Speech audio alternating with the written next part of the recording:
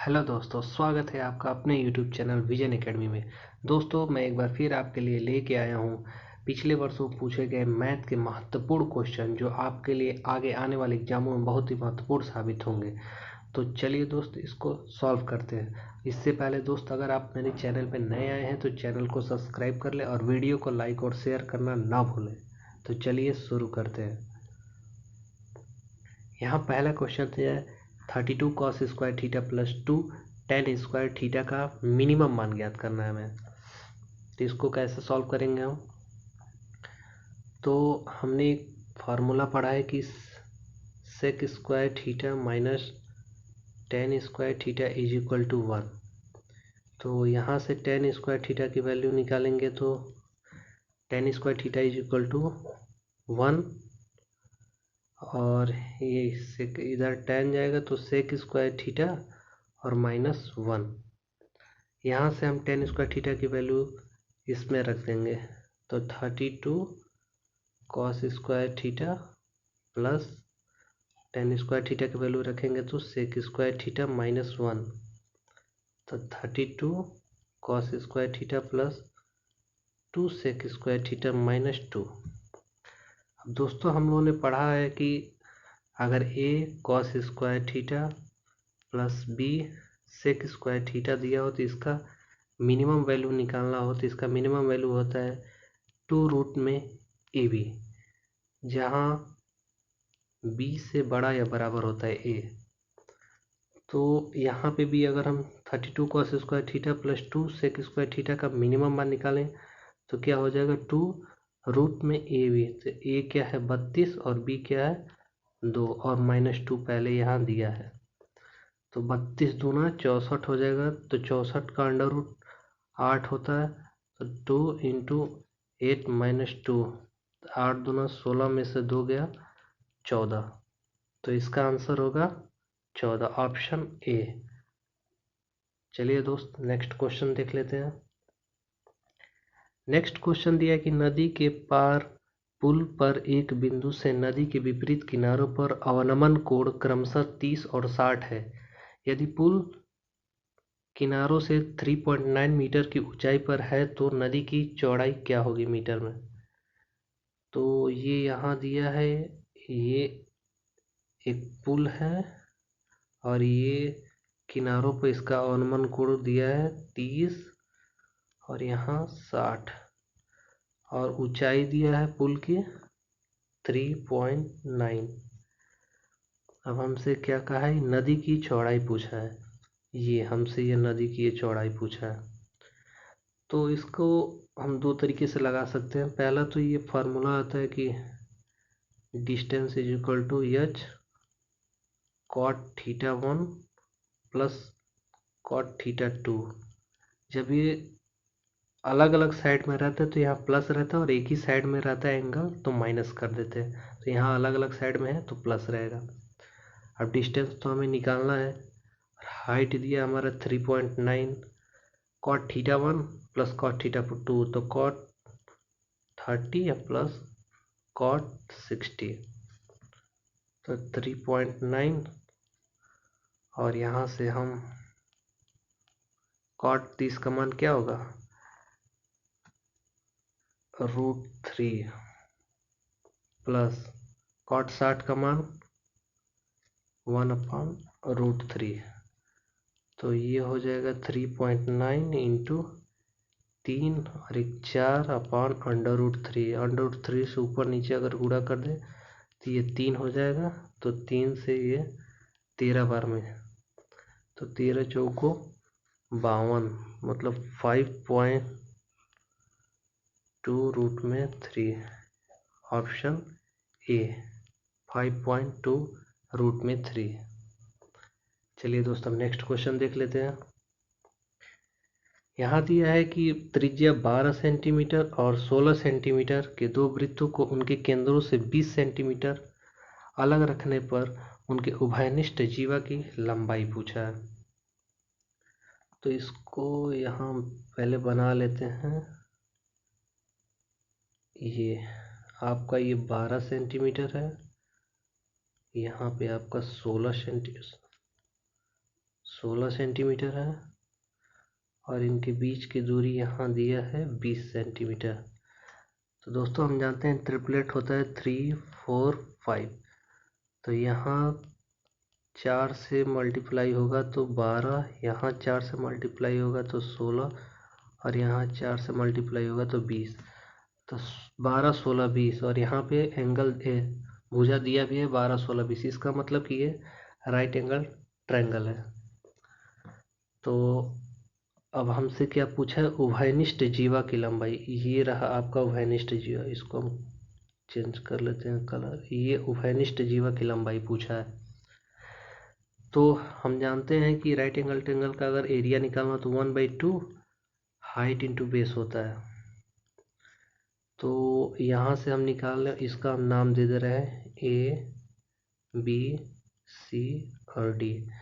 तो हम right angle triangle ABC का निकालें तो 1/2 हाइट इंटू बेस।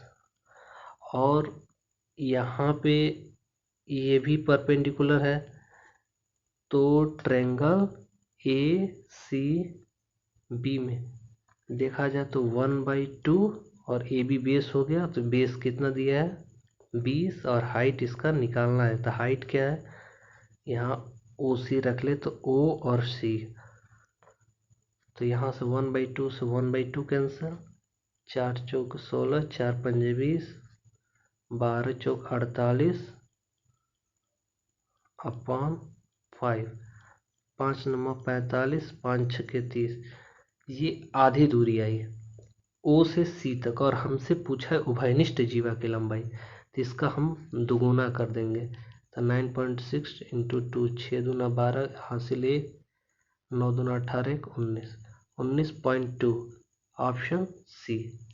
उभयनिष्ठ जीवा की लंबाई 19.2 हो जाएगा। तो चलिए दोस्तों नेक्स्ट क्वेश्चन देख लेते हैं। यहाँ दिया है यदि x 3 माइनस रूट में 7 is equal to y 3 plus root में 7 इज इक्वल टू 2, तो x प्लस वाई बाई 2 का मान पूछा है हमसे। तो इसको हम दो तरीके से लगा सकते हैं, या तो x बराबर 2/3 माइनस रूट में 7 और y बराबर 2/3 प्लस रूट में 7। यहाँ से जोड़ के निकाल देंगे, या यहाँ से डायरेक्ट ही ऐसे देख सकते हैं हम कि यहाँ x/y is equal to 3 plus root में 7, 3 माइनस रूट में 7। चाहे तो यहाँ से भी एक्स वाई की वैल्यू रख के निकाल सकते हैं और इसको भी रख। तो चलिए मैं इसको रख के निकालता हूँ। तो x प्लस वाई करने पर 3 प्लस रूट में 7 प्लस 3 माइनस रूट में 7 अपॉन 2। तो -7 रूट में प्लस ये 336/2, तो 3 बार में कट जाएगा। तो ऑप्शन डी 4, ऑप्शन 3 सही है। चलिए अब नेक्स्ट देख लेते हैं। यहाँ दिया है ओ वृत्त का केंद्र है AB और PQ वृत्त की जीवा और व्यास है। AB बराबर 24, PQ बराबर 40, OP जीवा AB का लंबवत द्विभाजक है। तो EP की लंबाई पूछा है। पहले मैं इसको बना लेता हूँ। यहाँ से ये P, यहाँ सेंटर O, ये Q, ये E, ये A हो गया और ये B हो गया। और इसमें क्या क्या दिया है, AB बराबर 24, तो ये आधा क्या हो जाएगा 12, और PQ बराबर 40, तो ये हो जाएगा 20, और EP की हमसे लंबाई पूछी है। तो हम इसको यहाँ से AO मिला दें तो ये भी रेडियस ही हो जाएगा, तो ये भी 20 हो जाएगा। और हमने ट्रिपलेट पढ़ा है कि 12, 16 और 20 का ट्रिपलेट होता है। तो ये हो गया आपका 16, चूँकि ये सेंटर O है और ये टोटल 40 है, ये 20 है, तो ये भी 20 ही होगा। तो इसमें से 16 दे दिया इतने का, तो बच गया EP। तो EP क्या हो जाएगा हमारा, 20 में से 16 गया तो 4, तो हमारा EP 4 सेंटीमीटर हो जाएगा, ऑप्शन 1। चलिए अब नेक्स्ट देख लेते हैं। यहाँ दिए ट्रायंगल XYZ में x 90 डिग्री है, ए बी क्रमशः एक्स वाई और एक्स जेड के भुजाओं पर हैं, जैसे कि ए वाई अपान एक्स वाई, ये पूरा दिया है। इसको हम पहले बना लेते हैं। यहाँ ये दिया है x 90 है, ये y हो गया, ये z हो गया। इसमें दिया है a और b एक्स वाई पे, यहाँ पे है आपका a और यहाँ पे है आपका b, और a y और b z, a y ये हुआ, b z ये हुआ, और एक्स वाई और जेड एक्स, एक्स वाई और जेड एक्स मतलब पूरा ये दिया है। तो ए वाई का वैल्यू यहाँ से हम एक ले सकते, ए वाई यहाँ से एक दिया है, और वैसे ही बी जेड यहाँ पे भी एक दिया है, बी जेड एक दिया है, और एक्स वाई 4 दिया है, टोटल 4 है ये, तो इतने एक दे दिए तो बाकी ये 3 बच गया। और यहाँ पे जेड एक्स 4 दिया है, ये पूरा जेड एक्स जब 4 है एक दे दिया तो यहाँ 3 बच गया। अब हमसे पूछा क्या, बी वाई का whole square plus Z A का whole square upon Y Z का होल स्क्वायर। तो बी वाई पहले हम बना लेते हैं, यहाँ बी वाई ये रहा बी और ये वाई, और जेड ए ये रहा जेड और ये ए, और वाई जेड, तो वाई जेड आपका ये है। अब इसका हमें मान निकालना है। तो जैसा कि हम जानते हैं राइट एंगल ट्रायंगल है, क्योंकि यहाँ पे दे दिया है कि 90 डिग्री का एक्स है, तो ये आपका 3 और ये आपका 4, तो हम लोग ट्रिपलेट जानते हैं 3 4 आता है तो ये 5 हो जाती है, ये भुजा आपकी 5 हो गई।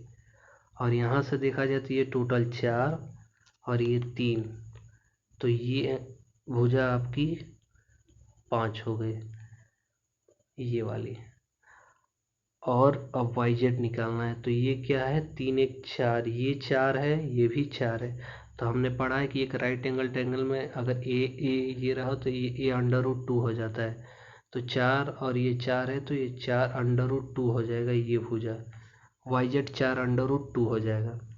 अब यहाँ पे हम मान रख देंगे, तो बी वाई क्या है आपका, बी वाई यहाँ से आपका 5 आया है, तो 5 का स्क्वायर प्लस जेड ए क्या है 5 आया है, यहाँ जेड ए आपका 5 आया है, तो ये भी 5 का स्क्वायर, और वाई जेड 4√2 आया है, तो 4√2 का होल स्क्वायर और टोटल का अंडर रूट, तो ये 5 बच्चे 25 25 50 अपान 4 चौको 16 दूना 32 और टोटल का अंडर रूट, तो इसको लिख सकते हैं 25/16 और टोटल का अंडर रूट, तो अंडर रूट से जब बाहर निकालेंगे तो 5/4 हो जाएगा।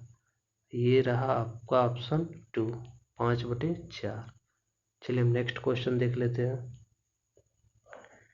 यहाँ दिया है A B C D E F G H एक नियमित अष्टभुज ओ केंद्र वाले एक वृत्त में अंतर्निहित है, तो ओ ए बी और ए ओ बी का अनुपात पूछा है। तो चलिए पहले हम इसका फिगर बना लेते हैं। नियमित अष्टभुज है, तो ये आपका 1 2 3 4 5 6 7 और ये 8, और इसका A B C D E F G और एच, और केंद्र आपका ओ है, तो ओ ए बी, ए ये आपका ओ ए और बी मतलब इस एंगल का, और क्या ए ओ बी, ए ओ बी मतलब इस एंगल का रेशियो पूछा है हमसे। तो चूँकि हम जानते हैं एक पॉइंट से 360 डिग्री का कोण बनता है, और चूँकि ये आइसोसेलेस ट्रायंगल है तो सभी एंगल बराबर ही होंगे, यहाँ से जितने भी बनेंगे एंगल त्रिभुज बनेंगे जितने, सबका एंगल बराबर होगा। तो टोटल 360 है और बने हैं कितने 8 एंगल, तो 360/8, तो ये 45 बार में जाएगा। तो प्रत्येक त्रिभुज का ये जो एंगल होगा 45 का होगा, तो यहाँ पे भी ये भी 45 का हो गया। अब हम जब जानते हैं कि एक सर्किल में अगर रेडियस दोनों की अगर बराबर रहती तो एंगल भी बराबर रहेगा, तो बाकी ये एंगल ए और बी ये दोनों एंगल भी बराबर होंगे। तो 180 में से 45 जाएंगे तो 5 135 बच जाएगा। तो 135 ये दोनों एंगल का योग है और हमसे सिर्फ ए का हमें जानना है।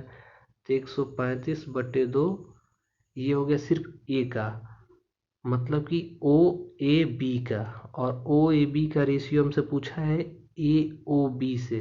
तो ए ओ बी यहाँ 45 दिया है, तो 145 और ये इधर 2 लाएंगे तो यहाँ 90 हो जाएगा। तो 45 दूना 90 और 45 तिया 135। तो ये आपका ऑप्शन 3 हो जाएगा, इसका आंसर 3:2। चलिए अब नेक्स्ट क्वेश्चन देख लेते हैं।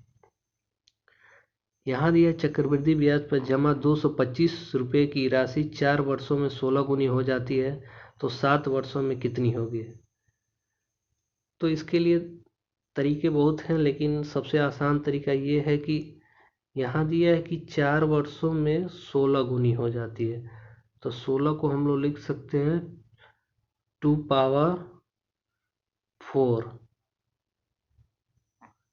तो पूछा क्या हमसे 7 वर्षों में कितना हो जाएगा, जबकि जब 4 वर्षों में 2⁴ हो रही है तो ऐसे ही 7 वर्षों में 2⁷ हो जाएगी। तो 2⁷ को हम क्या लिख सकते हैं 128। तो 225 में जब हम 128 से गुणा करेंगे तो हमारा आ जाएगा 28800, मतलब ऑप्शन 4। तो इसका आंसर हो जाएगा ऑप्शन 4। चलिए, तो दोस्तों ये थे आज के इम्पोर्टेंट मैथ के क्वेश्चन। तो दोस्तों एक बार वीडियो को लाइक और शेयर जरूर कर दें और चैनल को सब्सक्राइब कर दें। चलिए दोस्तों, थैंक यू।